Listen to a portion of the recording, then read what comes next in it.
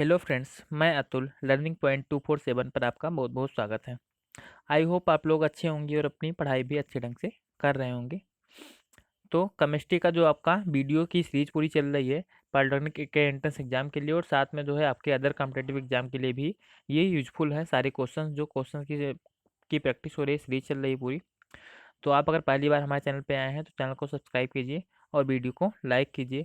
और साथ में अगर आपका कोई भी डाउट है तो वीडियो के डिस्क्रिप्शन बॉक्स में टेलीग्राम चैनल का लिंक दिया गया है। टेलीग्राम चैनल जो है लर्निंग पॉइंट 247 के नाम से ही वो भी है, तो आप उसको जा करके ज्वाइन कर लीजिए और अपने डाउट्स वहाँ पर आप पूछ सकते हैं, उसका सॉल्यूशन आपको वहाँ पर मिल जाएगा।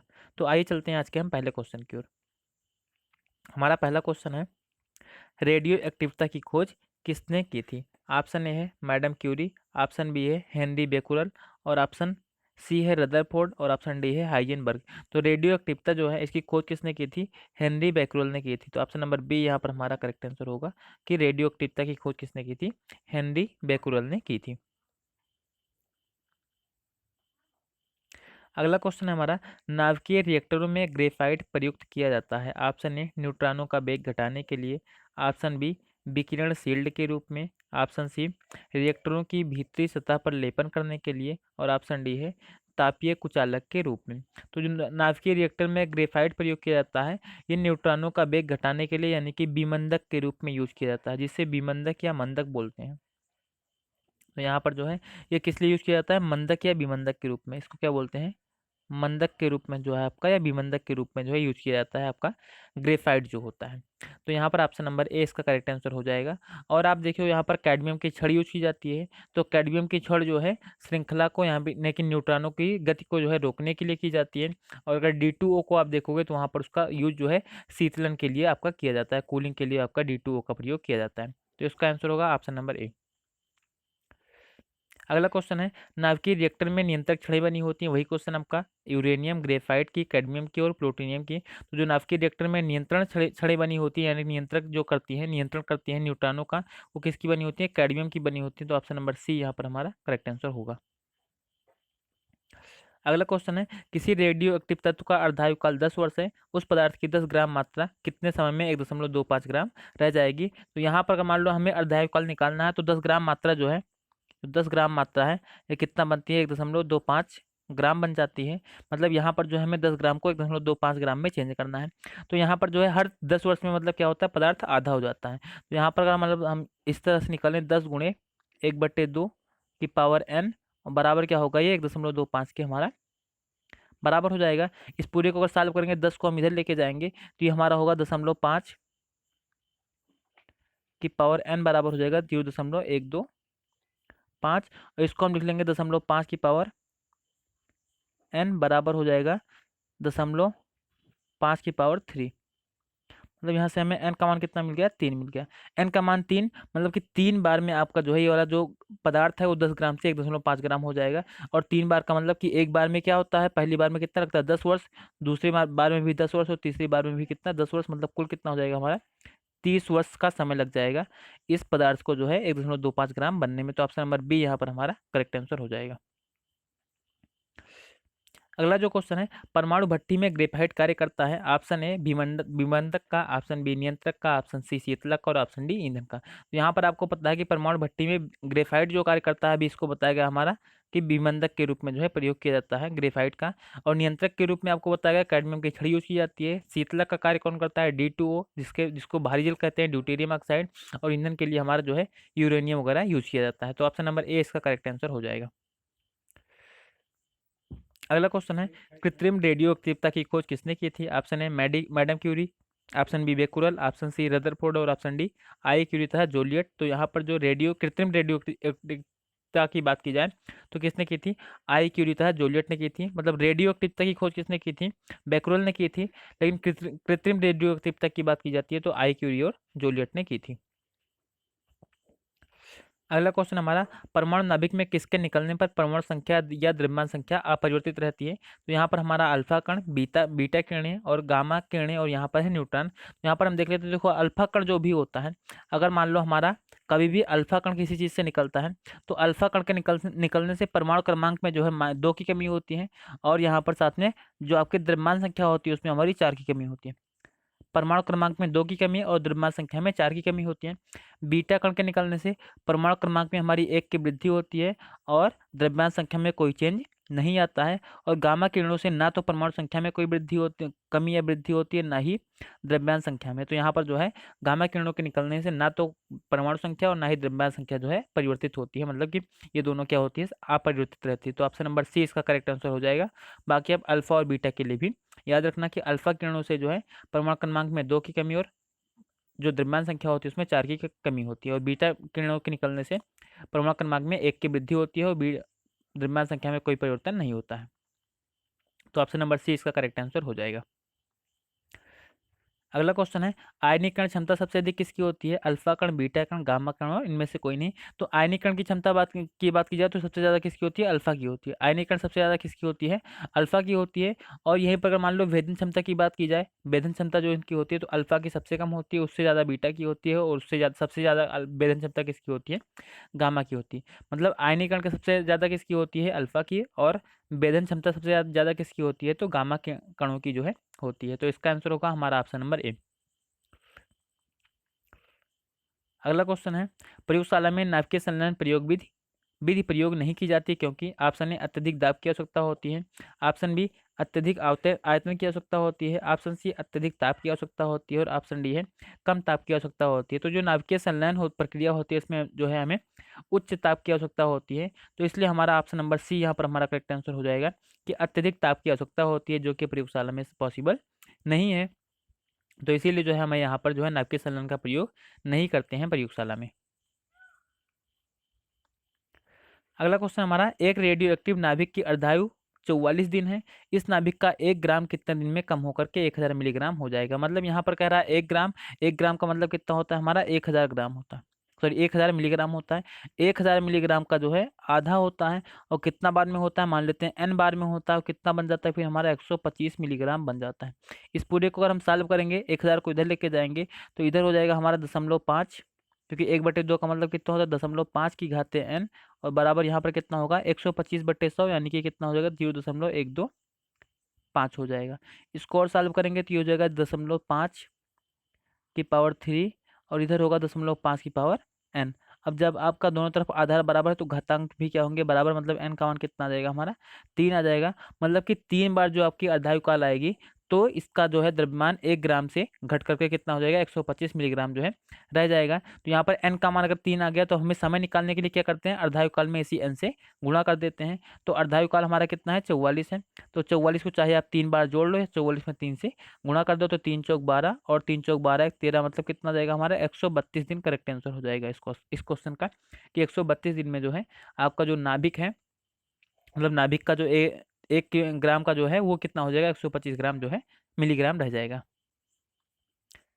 अगला क्वेश्चन है, रेडियो एक्टिव विघटन में नाभिक एक बार में उत्सर्जित करता है। ऑप्शन ए केवल अल्फा या बीटा कण, ऑप्शन बी अल्फा तथा बीटा कण दोनों, ऑप्शन सी है यहाँ पर अल्फा या बीटा कण तथा गामा फोटान और ऑप्शन डी है अल्फा किरण, बीटा किरण या गामा उत्सर्जन। तो यहाँ पर जो भी हमारा ऑप्शन नंबर इसका ए हो जाएगा, केवल अल्फा। मतलब रेडियो एक्टिव विघटन में क्या करता है, कोई भी नाभिक क्या करता है, या तो केवल अल्फा या फिर केवल बीटा जो है कण का उत्सर्जन करता है। तो ऑप्शन नंबर ए यहाँ पर जो है करेक्ट आंसर होगा।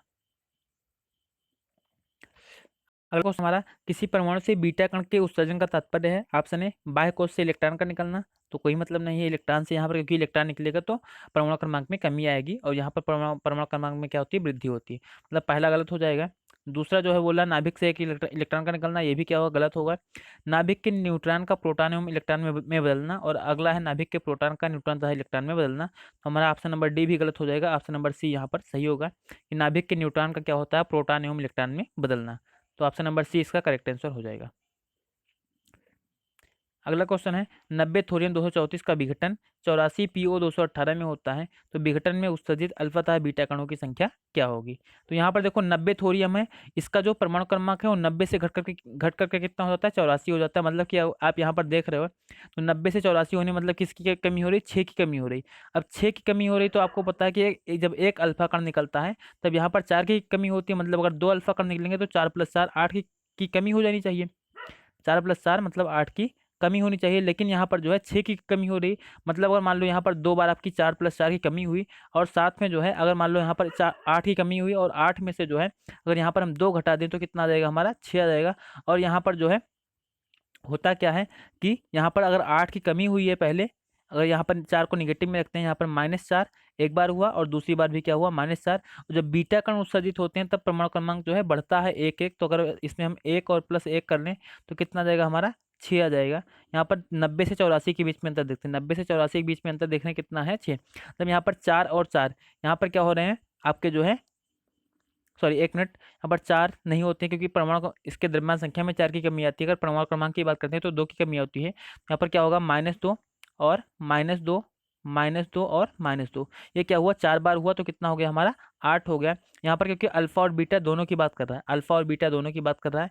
उसके फिर यहाँ पर क्या होगा, अगर हम एक बीटा और जोड़ लें, उसके अंदर एक बीटा और जोड़ लें तो यहाँ पर कितना होगा, 2 2 4 2 6 2 8। 8 में से आप यहाँ पर जो है 2 और जोड़ लोगे तो कितना हो जाएगा हमारे, यहाँ पर कितना बचेगा, 6 बचेगा। मतलब कि यहाँ पर कितने की कमी होगी, 6 जो है परमाणु क्रमांक में 6 की कमी हो जाएगी। मतलब यहाँ पर क्या हो रहा है, देखो 4 आपके अल्फा कण निकल रहे हैं और 2 के कितने हो रहे हैं, बीटा कण। अल्फा कण जो है 4 निकल रहे हैं, बीटा कण जो है 2 निकल रहे हैं। अब इसको हम द्रव्यमान संख्या पर अगर सेटिस्फाई करवाते हैं तो देखते हैं फॉलो होता है नहीं। अब यहाँ पर द्रव्यमान संख्या कितनी हो रही है, 34 से जो है 234 से 218, मतलब कि कितनी कमी होती है, 16 की कमी हो जाती है, 16 की कमी हो जाती है। और 16 की कमी हो रही है, मतलब कि आपका एक अल्फा कण निकलने से 4 की कमी होती है, तो 4 अल्फा कण निकलने से किसकी कमी होगी, 16 की कमी होगी। मतलब यहाँ पर हमारा अल्फा कण कितने हो गए, अल्फा कण कितने निकल रहे हैं, 4 अल्फा कण निकल रहे हैं, और बीटा कितने हो जाएंगे, 2 बीटा कण निकल रहे हैं। तो यहाँ पर 4 अल्फा कण निकलेंगे और 2 बीटा कण निकलेंगे। यहाँ पर जो भी आपके ऑप्शन है, ऑप्शन कोई भी आपका, या फिर ए और बी, मान लो यहीं पर हमें दिया गया होता है कि ऑप्शन ए और बी दोनों, तब तो हो जाता। यहाँ पर जो है जो भी हमारे ऑप्शन हैं ये रॉन्ग है। अल्फा कण 4 निकलेंगे और बीटा कितने निकलेंगे, 2। यही हमारा आंसर होगा। अगला क्वेश्चन जो है हमारा, 88 रेडियम 226 से एक अल्फा कण उत्सर्जित होने पर नया परमाणु किस समूह में उपस्थित होगा। तो यहाँ पर अगर मान लो एक अल्फा कण आपका निकलेगा, तो अल्फा कण के निकलने से जो आपका रेडियम है ये 88 से घट करके इसका जो परमाणु क्रमांक है वो कितना हो जाएगा हमारा, 88 से घट करके कितना हो जाएगा, 86 हो जाएगा। तो इसका परमाणु क्रमांक जो है 86 हो जाएगा, तो ये जो है शून्य समूह में आ जाएगा। तो option number A correct answer हमारा हो जाएगा। अगला क्वेश्चन है, 90 थोरियम 234 से बीटा कण उत्सर्जित होने पर प्राप्त पदार्थ क्या है। Option A 93 Pa230, option B है 91 Pa234, ऑप्शन सी है 90 Pa234, और ऑप्शन डी है 90 Pa231। तो यहाँ पर हमें पता है कि जब बीटा कण उत्सर्जित होता है तो जो इसका परमाणु क्रमांक है वो क्या होता है, 1 से बढ़ जाता है। इसके परमाणु क्रमांक में 1 की वृद्धि होती है, और परमाणु क्रमांक में 1 की वृद्धि हो जाएगी तो हमें यहाँ पर केवल ऑप्शन नंबर बी में दिख रहा है जो है कि परमाणु क्रमांक में 1 की वृद्धि हुई है। तो यहाँ पर option number B correct answer हमारा हो जाएगा, क्योंकि 90 से आपका 91 हो जाएगा परमाणु क्रमांक। अगला क्वेश्चन है, 92U238 से एक अल्फा कण का उत्सर्जन होने पर नए तत्व का परमाणु क्रमांक तथा परमाणु भार क्रमशः होंगे। तो यहाँ पर जब अल्फा कण निकल रहा है तो 92 में से यहाँ पर क्या होगी, इसमें जो है परमाणु क्रमांक में क्या होती है, 2 की कमी होती है, और द्रव्यमान संख्या में किसकी कमी होती है, 4 की कमी होती है। तो 92 में से अगर 2 घटाएंगे तो कितना आ जाएगा, 90 आ जाएगा, और 238 में से 4 घटाएंगे तो कितना होगा, 234 हो जाएगा। तो ऑप्शन नंबर ए यहाँ पर सही आंसर हो जाएगा हमारा। अगला क्वेश्चन है, गामा विकिरण की चाल प्रकाश की चाल की तुलना के संबंध में कौन सा सही विकल्प है। ऑप्शन है यहाँ पर कि गामा विकिरण की चाल प्रकाश की चाल से ज़्यादा होती है, बी में दिया गया है कि गामा विकिरण की चाल प्रकाश की चाल से के बराबर होती है, सी में दिया गया है कि गामा विकिरण की चाल प्रकाश की चाल से कम होती है, और अगला दिया गया है कि गामा विकिरण की जो चाल है यह प्रकाश विशिष्ट दिशाओं में प्रकाश की चाल से कम या अधिक बड़ी हो सकती है। तो यहाँ पर जो गामा विकिरण की चाल होती है क्या होती है, प्रकाश की चाल के बराबर होती है। एक मिनट, जो गामा विकिरण की चाल होती है क्या होती है, प्रकाश की चाल के बराबर होती है। मतलब ऑप्शन नंबर बी यहाँ पर हमारा करेक्ट आंसर होगा। अगला क्वेश्चन है, गामा किरणों की भेदन क्षमता होती है। ऑप्शन है अल्फा तथा बीटा दोनों प्रकार की किरणों से अधिक, ऑप्शन बी है अल्फा तथा बीटा दोनों प्रकार की किरणों से कम, ऑप्शन सी अल्फा किरणों से अधिक परंतु बीटा से कम, और अल्फा से अगला है अल्फा से कम परंतु बीटा से अधिक। तो अभी आपको भेदन क्षमता में बताया गया था कि अल्फा की सबसे कम होती है, बीटा की उससे ज़्यादा, और गामा की क्या होती है, सबसे ज़्यादा होती है। मतलब कि गामा किरणों की भेदन क्षमता क्या होगी, अल्फा और बीटा से ज़्यादा हो जाएगी। ऑप्शन नंबर ए यहाँ पर हमारा करेक्ट आंसर हो जाएगा। लेकिन जो आयनिक क्षमता होती है वो अल्फा की सबसे ज़्यादा होती है। अगला क्वेश्चन है, शरीर में रक्त का प्रवाह वेग रक्त वेग का प्रवाह निम्न में से किसके द्वारा मापा जाता है। ऑप्शन ए है रेडियो एक्टिव सोडियम मतलब Na23, option B Na24, option C है Na25 और ऑप्शन डी है Na26। तो यहाँ पर जो सोडियम 24 है, ठीक है, जो रेडियो एक्टिव सोडियम 24 होता है उसके द्वारा जो है आपका रक्त वेग का प्रवाह मापा जाता है शरीर में। तो ऑप्शन नंबर बी इसका करेक्ट आंसर होगा। अगला क्वेश्चन है निम्नलिखित में से अल्फा कण होते हैं। Option A H1, option B है Li प्लस मतलब लिथियम प्लस, और ऑप्शन सी है हीलियम 2 प्लस, और ऑप्शन डी है F माइनस। तो यहाँ पर जो अल्फा कण होते हैं वो हमारे क्या होते हैं 2He4, मतलब जिनको क्या बोलते हैं 2He, क्या बोलते हैं 2He4, इन्हें यही क्या बोल देते हैं हम अल्फा कण बोल देते हैं और इसे हम यहाँ पर क्या बोलेंगे हमारा He2 प्लस जो है करेक्ट आंसर होगा इसका, कि अल्फा कण क्या होते हैं He2 प्लस होते हैं। अगला क्वेश्चन है एक रेडियो एक्टिव स्रोत की अर्धायु 30 दिन है, 90 दिन के समय के अंदर परमाणुओं का अंश जो क्षय हो जाएगा। देखो अर्धायु मतलब 30 दिन में क्या होता है, ये आधा हो जाता है। तो बोल रहा है कि 90 दिन में, मतलब यहाँ पर क्या हो रहा है इसका 3 गुना समय लग रहा है, 30 गुणे 3, मतलब कि क्या हो रहा है 90 दिन। और यही जो 3 है, ठीक है, ये जो 3 है ये क्या हमारा n का मान है, ठीक है, जो 3 है ये क्या हमारा n का मान है। जब n का मान है यहाँ पर, तो बोल रहा है कि अगर मान लो कोई भी चीज़ मान लो 100% है, 100% में से क्या होती है, ये जो है 1/2 होती है, ठीक है, पहली बार 1/2 होती है, कितना बार होती है 3 बार होती है, ये 3 बार होती है, मतलब यहाँ पर क्या होगा 100 गुणे 1/8 हो जाएगी। इस पूरे को हम सॉल्व करेंगे, 100 गुणे 1/8 को सॉल्व करेंगे तो ये कितना आ जाएगा हमारा 8 के 8 और 8 दूनी 16 और 4 20 8 45, मतलब इतना परसेंट आपका जो है बचेगा लास्ट में, ठीक है। 8 भाग आप इतना पूरा निकालोगे तो लास्ट में कितना बचेगा 12.5% बचेगा। और टोटल पहले कितना था 100 था, तो 100 में से आप क्या करोगे 12.5 घटा दोगे, 12.5 घटा दोगे तो कितना मिलेगा आपको 87.5% मिल जाएगा, ठीक है। मतलब इतना अंश जो है क्षय हो जाएगा और इतना जो है आपका बच जाएगा। यहाँ पर जो भी आपको इसके पास में ऑप्शन है, ऑप्शन है 87.4, तो ये क्या होगा हमारा करेक्ट आंसर हो जाएगा। वैसे होना यहाँ पर कितना चाहिए 87.5%। अगला क्वेश्चन है नाभिकीय संलयन अभिक्रियाओं के लिए उच्च ताप आवश्यक है। ऑप्शन ए वांडर वाल्स बलों को पार करने के लिए, ऑप्शन बी है नाभिकीय बलों को पार करने के लिए, ऑप्शन सी है गुरुत्वीय बलों को पार करने के लिए, और ऑप्शन डी है कूलाम बलों को पार करने के लिए। तो यहाँ पर जो नाभिकीय संलयन अभिक्रियाओं के लिए उच्च ताप की आवश्यकता होती है, कूलाम बलों को पार करने के लिए जो है हमें इसकी आवश्यकता होती है उच्च ताप की। तो ऑप्शन नंबर डी इसका करेक्ट आंसर हो जाएगा हमारा। अगला क्वेश्चन है यहाँ पर नाभिकीय रिएक्टर कौन सा कार्य करता है। ऑप्शन ए अनियंत्रित ढंग से नाभिकीय ऊर्जा का उत्पादन, ऑप्शन बी नियंत्रित ढंग से ऊर्जा का उत्पादन, ऑप्शन सी है परमाणु बम विस्फोट में सहायता, और ऑप्शन डी है उपरोक्त में से कोई नहीं। जो नाभिकीय रिएक्टर होता है ये नियंत्रित ढंग से क्या होता है इसमें ऊर्जा का उत्पादन होता है, क्योंकि अनियंत्रित नियंत्रित ढंग से होगा तो वो भी क्या होगा हमारा एक बम की तरह हो जाएगा, बम के विस्फोट की तरह हो जाएगा। लेकिन यहाँ पर क्या होता है नियंत्रित ढंग से नाभिकीय ऊर्जा का उत्पादन किया जाता है। तो ऑप्शन नंबर बी इसका करेक्ट आंसर होगा। अगला क्वेश्चन है नाभिकीय परिवर्तन 84 पीबी 215 से 82 पीबी 211 में कितने अल्फा कण कण उत्सर्जित होंगे। तो यहाँ पर हम देख रहे हैं 84 से कितना हो रहा है हमारा 84 था सबसे पहले जो है परमाणु क्रमांक, और 84 से कितना हो गया हमारा 82 हो गया। मतलब यहाँ पर किसकी कमी आई 2 की कमी आई। परमाणु क्रमांक में कितने की कमी आई है 2 की। और यहाँ पर द्रव्यमान संख्या 215 से जो है 211 देखेंगे, 215 से 211 मतलब यहाँ पर कितनी हो रही द्रव्यमान संख्या में कितने की कमी हो रही 4 की कमी हो रही।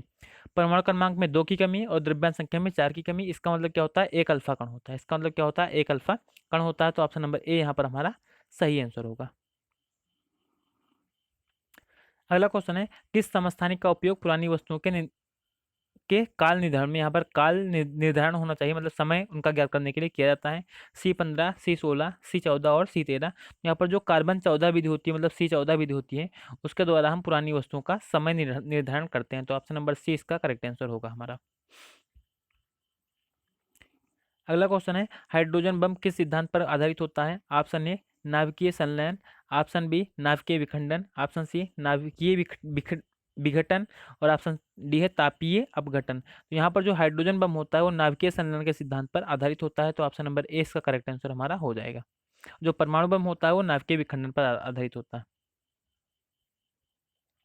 अगला क्वेश्चन है RA226 की अर्धायु काल 1580 वर्ष है, 4740 वर्षों में के पश्चात ये अपनी प्रारंभिक मात्रा का रह जाएगा। 1580 वर्ष जो है तो यहाँ पर जो है मतलब एक बार में क्या होता है 1580 वर्ष में क्या होता है ये आधा हो जाता है, 1580 वर्ष में क्या होता है ये आधा हो जाता है। यहाँ पर हमें पता है कि 1580 में अगर हम 3 से गुणा करेंगे तो कितना आ जाएगा हमारा 4740 आ जाएगा।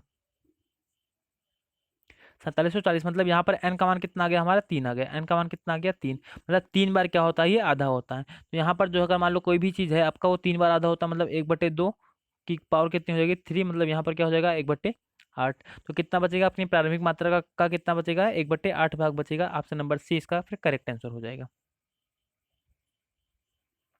अगला क्वेश्चन है रेडियो एक्टिव तत्वों की अर्धायु की समय सीमा कितनी होती है। ऑप्शन ए है 1/10 के पावर 8 सेकंड से 10⁻12 वर्ष। ऑप्शन बी है 1/10 पावर 6 सेकंड से 10⁻12 वर्ष, ठीक है। और ऑप्शन सी है 1/10 पावर 7 सेकंड से 10 पावर 12 वर्ष। और यहाँ पर है ऑप्शन डी है 1/10 पावर 5 सेकंड से 1/10 की पावर 12 वर्ष, ठीक है। ये हमारे यहाँ पर 4 ऑप्शन दिए गए हैं। तो यहाँ पर जो रेडियो एक्टिव तत्वों की अर्धायु की सीमा होती है वो होती है 1/10 की घात 7 सेकंड से 10 पावर 12 वर्ष, यानी कि यहाँ पर नार्मली इसको बोलेंगे कि 10 की घात-7 10 की घात-7 सेकंड से लेकर के कितना होता है, यहाँ से लेकर के कितना होता है 10⁻12 वर्ष तक जो है इसकी सीमा होती है तत्वों की अर्धायु की। तो ऑप्शन नंबर सी इसका करेक्ट आंसर होगा। अगला क्वेश्चन है नाभिकीय रिएक्टरों में नियंत्रण छड़ें किस के लिए प्रयोग की जाती हैं। अपक्रिया की गति बढ़ाने के लिए, अपक्रिया की गति कम करने के लिए, ऑप्शन सी है अपक्रिया की गति बढ़ाने या घटाने के लिए, और ऑप्शन डी है ताप नियंत्रण के लिए। तो सीधा सा मतलब यहाँ पर नियंत्रक छड़ें मतलब नियंत्रण करेंगी, और नियंत्रण का मतलब क्या होता है कि अपक्रिया की गति को कम करने के लिए। तो ऑप्शन नंबर बी इसका करेक्ट आंसर हमारा होगा। अगला क्वेश्चन है सूर्य में नाभिकीय संलयन प्रक्रम के लिए निम्न में से किसकी आवश्यकता होती है। ऑप्शन ए है अति उच्च ताप और अति उच्च दाब की। ऑप्शन बी है निम्न ताप और उच्च दाब की। ऑप्शन सी है उच्च ताप और निम्न दाब की। ऑप्शन डी है अति उच्च ताप और कोई दाब नहीं। तो जो सूर्य में नाभिकीय संलयन प्रक्रम के लिए किसकी आवश्यकता होती है, तो यहाँ पर जो है हमें अभी इसके बारे में पहले भी आपको बताया कि नाभिक में क्या होता है, नाभिकीय संलयन प्रक्रिया इसीलिए नहीं होती है क्योंकि हमें वहाँ पर उच्च ताप की आवश्यकता होती है और उतना उच्च ताप हमें नहीं मिल पाता। तो यहाँ पर क्या होता है अत्यधिक उच्च ताप और उच्च दाब की आवश्यकता होती है नाभिकीय संलयन की प्रक्रिया के लिए, इसी जो है सूर्य में जो है इसकी हमें आवश्यकता होती है। तो option number A correct answer होगा। अगला क्वेश्चन है परमाणु बम निम्न में से किस सिद्धांत पर आधारित होता है। ऑप्शन ए है नाभिकीय संलयन, ऑप्शन बी है नाभिकीय विखंडन, ऑप्शन सी है रेडियो सक्रियता, और ऑप्शन डी है नाभिकीय विखंडन एवं संलयन। तो यहाँ पर परमाणु बम के बारे में बताएं कि क्या होता है नाभिकीय विखंडन पर आपका आधारित होता है। जो हाइड्रोजन बम होता है वो नाभिकीय संलयन, और जो परमाणु बम होता है वो नाभिकीय विखंडन पर आधारित होता है। तो ऑप्शन नंबर बी इसका करेक्ट आंसर होगा। अगला क्वेश्चन है नाभिकीय विखंडन अभिक्रिया में एक तत्व का नाभिक ऑप्शन ए कुछ प्रारंभिक नाभिकीय कण खोता है, ऑप्शन बी दूसरे नाभिक से कुछ प्रारंभिक नाभिकीय कण लेता है, ऑप्शन सी बहुत से छोटे छोटे नाभिकों में टूट जाता है, और ऑप्शन डी है कुछ प्रारंभिक नाभिकीय कण खोकर 2 या 2 से अधिक छोटे नाभिकों में टूटता है। तो जो नाभिकीय विखंडन अभिक्रिया होती है उसमें एक तत्व का जो नाभिक होता है वो क्या करता है कुछ प्रारंभिक नाभिकीय कण खोकर 2 या 2 से अधिक छोटे नाभिकों में टूटता है, क्योंकि नाभिकीय विखंडन का मतलब ही होता है कि बड़ा नाभिक क्या होता है 2 या 2 से अधिक छोटे नाभिकों में टूट जाना। तो ऑप्शन नंबर डी इसका हमारा जो है करेक्ट आंसर हो जाएगा। अगला जो क्वेश्चन है सूर्य अपनी विकिरण ऊर्जा प्राप्त करता है विखंडन प्रक्रम से, विघटन प्रक्रम से, साइक्लोट्रॉन से और संलयन प्रक्रम से। तो सूर्य को जो विकिरण ऊर्जा मिलती है किससे मिलती है, संलयन प्रक्रम के द्वारा मिलती है। नाभिकीय संलयन के द्वारा यहाँ पर क्या होते हैं दो आपके नाभिक जो है आपस में आकर के मिलकर के एक बड़ा नाभिक बनाते हैं, और उनसे जो ऊर्जा मुक्त होती है वही हमें ऊष्मा और प्रकाश के रूप में मिलती है। तो ऑप्शन नंबर डी इसका करेक्ट आंसर होगा। अगला क्वेश्चन है कोई भी परमाणु रेडियो एक्टिवता तभी दर्शाता है जबकि उसके परमाणु में हो। ऑप्शन ए अस्थायी इलेक्ट्रॉनिक विन्यास, ऑप्शन बी अस्थायी इलेक्ट्रॉनिक विन्यास, ऑप्शन सी अस्थायी नाभिक, और ऑप्शन डी है अस्थायी नाभिक। तो अगर किसी परमाणु में क्या होते हैं अस्थायी नाभिक होते हैं तभी क्या करता है वो रेडियो एक्टिवता जो है दर्शाता है। तो ऑप्शन नंबर डी इसका करेक्ट आंसर होगा। अगला क्वेश्चन है निम्न में से किसका विखंडन स्वयं नहीं होता है। Option A 92U238, option B है 25P31, और यहाँ पर जो है ऑप्शन सी है 90 थोरियम जो है आपका TH234, और यहाँ पर 88 RA, यहाँ पर रेडियम होना चाहिए RA होना चाहिए RA226। तो यहाँ पर जो भी आपका 25P231 दिया गया है 25P31 दिया गया है, इसका विखंडन क्या होता है स्वयं आपका नहीं होता है। मतलब जो फास्फोरस है ठीक है ये क्या होता है आपका फास्फोरस होता है। तो फास्फोरस का क्या होता है स्वयं विखंडन नहीं होता है। फास्फोरस जो होता है इसका क्या होता है स्वयं विखंडन नहीं होता है। ऑप्शन नंबर बी यहाँ पर करेक्ट आंसर हमारा हो जाएगा। बाकी क्या हमारे रेडियो एक्टिव मटेरियल्स हैं उनका विखंडन जो है स्वयं होता है। अगला क्वेश्चन है नाभिक से निकलने वाली विकिरणों में से निम्न किसकी बंधन क्षमता सबसे सर्वाधिक होती है? ऑप्शन ए अल्फा किरणों की, ऑप्शन बी बीटा किरणों की, ऑप्शन सी गामा किरणों की, और ऑप्शन सी है जो है इनमें से कोई नहीं। यहाँ पर बंधन क्षमता नहीं, भेदन क्षमता होनी चाहिए। भेदन क्षमता यहाँ पर जो है क्या होनी चाहिए? भेदन क्षमता जो है सर्वाधिक होती है, तो गामा किरणों की जो भेदन क्षमता क्या होती है? सर्वाधिक होती है। तो ऑप्शन नंबर सी यहाँ पर हमारा करेक्ट आंसर हो जाएगा, भेदन क्षमता। यहाँ पर क्या होगा? भेदन क्षमता होगी। अगला क्वेश्चन है, सूर्य के प्रकाश की ऊर्जा पृथ्वी तक पहुंचती है? ऑप्शन ए चालन द्वारा, ऑप्शन बी संवहन द्वारा, ऑप्शन सी विकिरण द्वारा, और ऑप्शन डी ए और बी दोनों दोनों द्वारा। तो जो सूर्य के प्रकाश की ऊर्जा होती है वो क्या होती है? हमारी विकिरण के द्वारा जो है पृथ्वी तक आती है। तो ऑप्शन नंबर सी इसका करेक्ट आंसर होगा कि विकिरण के द्वारा क्या होती है? पृथ्वी तक आती है। और बाकी चालन और संवहन का, चालन का अगर मान लो बात करते हैं तो ये नॉर्मली आपका ठोसों में, यानी कि लोहे का आपका एक सिरे को गर्म करते हैं तो दूसरा अपने आप गर्म हो जाता है, वो चालन के कारण होता है। और पानी को आप देखते हैं, अगर गर्म करते हैं तो पहले ऊपर का पानी गर्म होता है, बाद में नीचे का। अगर तली में, अगर गिलास में पानी को रखें तो तली का पानी बाद में गर्म होगा और सतह का पानी पहले गर्म होगा, मतलब यहाँ पर क्या होता है? संवहन की प्रक्रिया होती है। तो इस क्वेश्चन का आंसर होगा हमारा ऑप्शन नंबर सी। तो इस वीडियो का लास्ट क्वेश्चन था। आप जो है ज़्यादा से ज़्यादा वीडियो को देखिए और अपने दोस्तों में शेयर भी कीजिए, और अपनी पढ़ाई को आप कंटिन्यू रखिए। और हाँ, आपके लिए जो इंपॉर्टेंट सूचना यही है कि अगर आपका कोई भी डाउट है किसी भी सब्जेक्ट का, किसी भी सब्जेक्ट से रिलेटेड कुछ भी डाउट है, तो आप इस वीडियो के डिस्क्रिप्शन बॉक्स में जाइए और वहाँ पर जो है आपको टेलीग्राम चैनल का लिंक मिल जाएगा, और टेलीग्राम चैनल को ज्वाइन करिए, और वहाँ पर जो है अपने डाउट्स को भेज के उसका सोल्यूशन जो है आप तुरंत पा सकते हैं। तो चलिए, आप जो है वीडियो को देखिए और साथ में दोस्तों में शेयर कीजिए, और अगर चैनल पर पहली बार आए हैं तो चैनल को सब्सक्राइब कीजिए। Thank you.